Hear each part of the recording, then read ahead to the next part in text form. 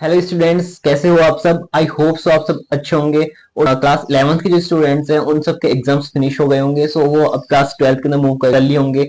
सो अब है ना, मैं आज की जो वीडियो होगी वो क्लास 12th के सिलेबस के रिगार्डिंग होगी। तो क्लास 11th के अंदर जितने भी स्टूडेंट्स ने एग्जाम्स अभी कंप्लीट कर लिए, तो अब वो क्लास 12th के अंदर मूव कर लिए। तो अब उनके अंदर ये जो क्लास 12th के अंदर जो कॉमर्स स्ट्रीम की जो मेन सब्जेक्ट्स हैं उनके रिगार्डिंग क्या सिलेबस रहेगा, क्या क्या चैप्टर्स रहेंगे, किस सब्जेक्ट के किस तरीके से है ना, कितने पार्ट है, वो भी आज अपन यहाँ पर देखेंगे। तो डिटेल के अंदर अपन क्लास 12 का सिलेबस डिस्कशन करेंगे। तो बेसिकली आपके पास में क्लास 12 के अंदर है ना सब सब्जेक्ट कॉम्बिनेशन कुछ इस तरीके का रहता है। जैसे यदि आप सीबीएसई स्टूडेंट में रहते हो तो आपके पास में एक तो क्या होती है, लैंग्वेज सब्जेक्ट होती है, ठीक है। एक तो आपके पास में लैंग्वेज सब्जेक्ट होती है। फिर आपके पास में तीन आती है कॉमर्स की कोर सब्जेक्ट, जैसे लाइक अकाउंटेंसी हो गई, बिजनेस स्टडी हो गई और इकोनॉमिक्स। और एक सब्जेक्ट आपके पास में कोई है ना, आपको ऑप्शन मिलता है कि आप कौन सी सब्जेक्ट लेना चाहते हो, जिसके अंदर से आप क्या तो मैथ चूज कर सकते हो, कंप्यूटर, फिजिकल एजुकेशन, आईटी हो गई, आईपी हो गई, म्यूजिक हो गई, पेंटिंग हो गई। ये सब्जेक्ट आप चूज कर लेते हो और ये 5 सब्जेक्ट का कॉम्बिनेशन होता है। और कोई है ना 5 सब्जेक्ट के अलावा भी एक एडिशनल सब्जेक्ट लेना चाहता है तो वो भी ले सकता है। लाइक आपने यहाँ पे जो 5th नंबर पे है ना,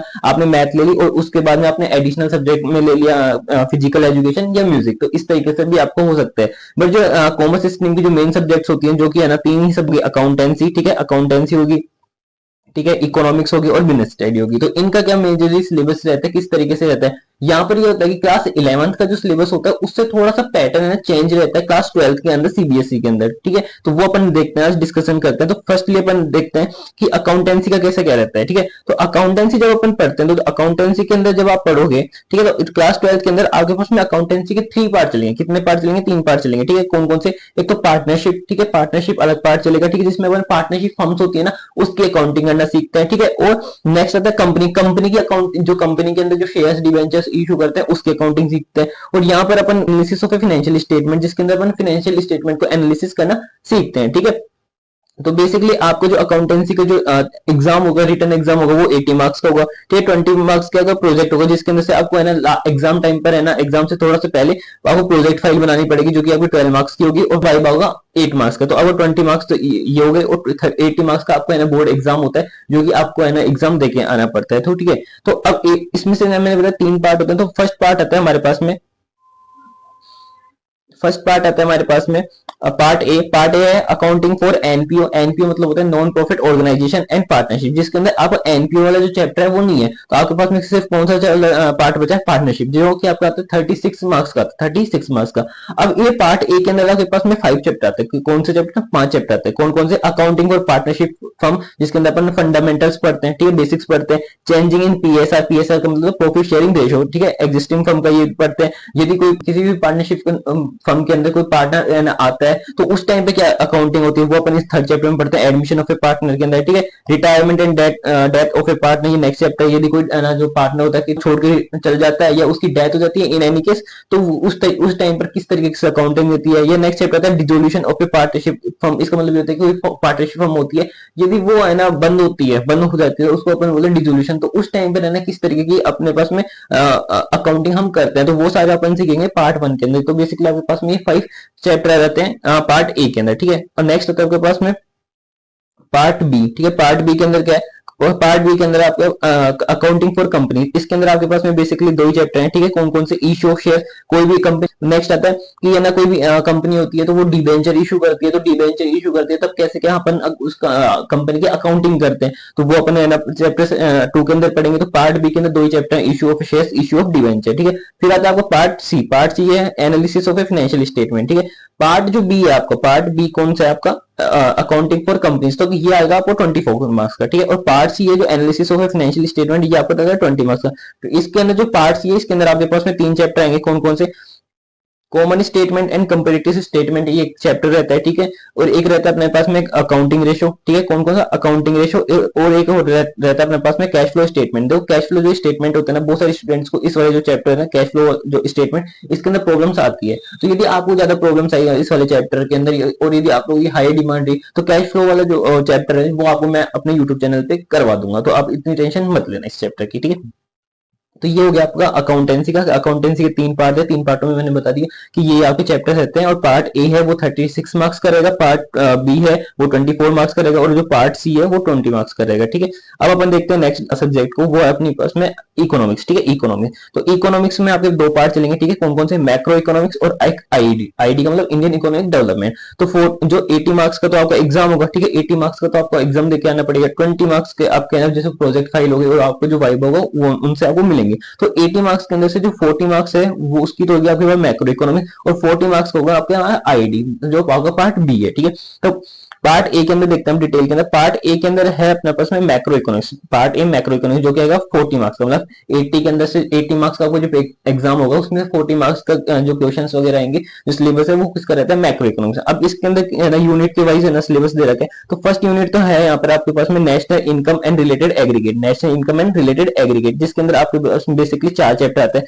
पहला आता है इंट्रोडक्शन, फिर आता है सम बेसिक कंसेप्ट। ठीक है, फिर आता है national income and related aggregate, फिर आता है method of calculating national income. Fourth वाले चैप्टर में अपन जो नेशनल इनकम होती है अपने इंडिया की वो अपन कैलकुलेट करना सीखते हैं। तो ये अपने यूनिट फर्स्ट होगी जो कि अपने पास में 10 मार्क्स की आएगी। ठीक है, फिर यूनिट 2 आती है। यूनिट 2 का नाम है मनी एंड बैंकिंग। तो उसमें अपन चैप्टर 5 पढ़ते हैं मनी, एंड चैप्टर 6 पढ़ते हैं बैंकिंग। बैंकिंग मतलब कि अपन सेंट्रल बैंकिंग के बारे में पढ़ते हैं, आरबीआई कैसे क्या काम करता है, आरबीआई कितने फंक्शन होते हैं, वो कैसे कंट्रोल करते हैं, जो कमर्शियल बैंक होते हैं उनको ये पढ़ते हैं। ठीक है, फिर अपने पास में आता है यूनिट 3। ठीक है, यूनिट 3 अपना कौन सा है, determination of income and employment. ये आपकी आती है 12 मार्क्स की। ये कितने कहते हैं, 12 मार्क्स की। इसके अंदर आपके पास 3 चैप्टर आते हैं, कौन से, AD, AS and related aggregate. AD का मतलब हो गया aggregate demand and aggregate supply and related concept. फिर आता है 8 चैप्टर, वो है अपने पास short and equilibrium output.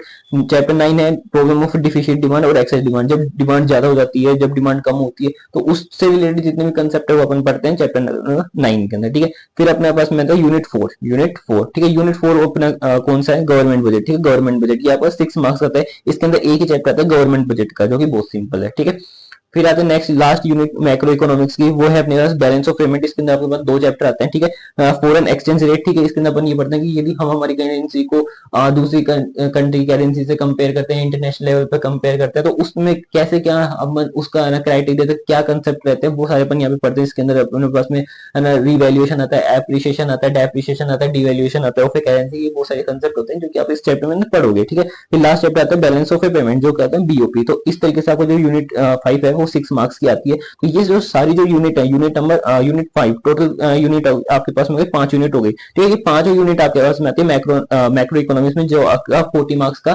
Criteria रखती है। ठीक है, इसके बाद में क्या है आपके पास में, इसके बाद में आपका पास में आता है जो सेकंड पार्ट। सेकंड पार्ट कौन सा अपने पास में, Indian economic development. Indian economic development जो कि आपको कितने मार्क्स का रहता है, 40 मार्क्स का रहता है। ठीक है, कितने मार्क्स का रहता है, 40 मार्क्स का रहता है। अब इसके अंदर आपके पास में यूनिट 6 आती है, क्योंकि 5 यूनिट तो अपने पास में कहां पर होगी, मैक्रो इकोनॉमिक्स में। तो फिर 6 यूनिट से स्टार्ट होता है अपना पार्ट बी। पार्ट बी कौन सा है, आईडी, इंडियन इकोनॉमिक डेवलपमेंट। ये भी 40 मार्क्स रहते हैं। तो पार्ट 6 है, इसलिए क्या है, डेवलपमेंट एक्सपीरियंसेस ऑफ 1947 1990 से लेकर। इसका मतलब ये है कि जब से लेकर हमारा देश आजाद हुआ 1947 से लेकर 1990 तक का ना हमारे कंट्री के अंदर इकोनॉमिक सिचुएशन कैसी थी, क्या क्या सेक्टर्स के अंदर चेंजेस आए थे, वो सारे अपन इसके अंदर पढ़ते हैं। तो बेसिकली इसके अंदर 4 चैप्टर होते हैं। 4 चैप्टर होते हैं, कौन कौन से 4 चैप्टर होते हैं। फर्स्ट चैप्टर तो है Indian economy on the eve of independence. Independence के टाइम पे हमारी इकोनॉमी कैसे इकोनॉमिक कंडीशन थी वो पढ़ते हैं। फिर आता है 5 ईयर प्लान, 1950 में अंदर हमारे पास 5 ईयर प्लान है, तो वो पढ़ते हैं। ठीक है, फिर 1950 के बाद में 1990 तक एग्रीकल्चर और इंडस्ट्री और ट्रेड, ये 3 सेक्टर मोस्ट इंपोर्टेंट थे। इनके अंदर कैसी इकोनॉमिक कंडीशन थी वो पढ़ते हैं। ठीक है, फिर अपने पास में आता है चैप्टर नंबर 4। चैप्टर नंबर 4 के बाद चैप्टर नंबर 4 में अपन पढ़ते हैं एनईपी आया था हमारे 1990 के बाद में, 1991 के अंदर न्यू इकोनॉमिक रिफॉर्म आया था, तो वो अपन इस वाले चैप्टर के अंदर पढ़ते हैं। ठीक है, अब अपन देखते हैं जो यूनिट नंबर 7 है। यूनिट नंबर 7, ठीक है, यूनिट नंबर 7 के अंदर आता है जो कि हमारे इंडिया के अंदर जो करंट चैलेंजेस है ना, जो करंट प्रॉब्लम चल रही है उनके रिगार्डिंग। तो चैप्टर नंबर 5 आता है ह्यूमन कैपिटल फॉर्मेशन के रिगार्डिंग। ठीक है, जिसको अपन एससीएफ बोलते हैं। ठीक है, फिर आता है अपने पास में चैप्टर 6 रूरल डेवलपमेंट के बारे में अपन पढ़ते हैं। ठीक है, चैप्टर नंबर 7 एम्प्लॉयमेंट के बारे में अपन पढ़ते हैं। चैप्टर नंबर 8 अपन पढ़ते हैं एनवायरमेंट एंड सस्टेनेबल डेवलपमेंट के बारे में पढ़ते हैं। इसी यूनिट के अंदर अपने पास 2 चैप्टर हो जाते हैं, जिसका नाम है पॉवर्टी एंड इंफ्रास्ट्रक्चर। ये 2 चैप्टर आपके पास में नहीं है, तो आपको ये दोनों चैप्टर अभी तक नहीं करने, आपको सिर्फ 5 6 7 8 चैप्टर ही आपको करना है। ठीक है, फिर आता है अपने पास में यूनिट नंबर 8। ठीक है, यूनिट नंबर 8, यूनिट नंबर 8 के अंदर अपने पास में आता है डेवलपमेंट एक्सपीरियंसेस ऑफ इंडिया। ठीक है, इसका मतलब क्या हो गया कि इंडिया और इंडिया के आसपास वाली कंट्री कौन कौन से हो गए, पाकिस्तान और चाइना, ठीक है। तो इनकी जो ट्रेड स्ट्रेटेजी थी, इनकी जो ग्रोथ स्ट्रेटेजी थी, इनके बारे में अपन पढ़ते हैं। और इंडिया के जो रिलेशन है थोड़े बहुत जो है ना पहले के टाइम से थे, उन्होंने क्या सिमिलरिटीज थी इनकी ग्रोथ स्ट्रेटेजी के अंदर, वो अपन इस वाले चैप्टर के अंदर पढ़ते हैं, जो कि अपना रहता है चैप्टर नंबर 9। तो बेसिकली आपका ना जो आईडी का पार्ट रहता है 40 मार्क्स का, और 40 मार्क्स का ही मार्क्स जो आपका पार्ट रहता है पार्ट ए मैक्रो इकोनॉमिक्स, और पार्ट बी का तो मैंने आपको है ना वन शॉट वीडियो भी अपलोड करवा रखे हैं। एक वीडियो अपलोड करा रखी है, आई थिंक मैंने 2 आवर्स 30 मिनट्स की कुछ वीडियो है, तो उसी एक वीडियो के अंदर आपको मैंने पार्ट बी है, वो पार्ट बी के सारे चैप्टर्स हैं वो सारे कंप्लीट करा रखे हैं। तो आपको यदि लगे नीड हो, यदि आपको किसी भी चैप्टर को पढ़ने की, तो आप वहां से वो वीडियो मैंने आपको प्रोवाइड करवा रखी है मेरे यूट्यूब चैनल पे, आप वहां से आराम से पढ़ के आपकी जो चैप्टर की अंडरस्टैंडिंग है वो उसको अच्छी कर सकते हैं। फिर अपन देखते हैं बिजनेस स्टडी। तो ठीक है, बिजनेस स्टडी, अब बिजनेस स्टडी है तो बिजनेस स्टडी के अंदर भी जो आपका जो बोर्ड का जो एग्जाम होगा वो कितने मार्क्स का होगा, 80 मार्क्स का होगा, ठीक है। 20 मार्क्स का आपको वही है ना प्रोजेक्ट फाइल बनानी पड़ेगी, जो वाइवा होगा आपकी एग्जाम टाइम से थोड़ा सा पहले वो आपको करना पड़ेगा, ठीक है। अब जो 80 मार्क्स का रहता है ना, तो जो इसके अंदर आपके पास दो पार्ट होते हैं, ठीक है। बुक आपके पास में एक ही रहती है इसके पास, बट इसके जो पार्ट होते हैं वो दो पार्ट होते हैं, ठीक है।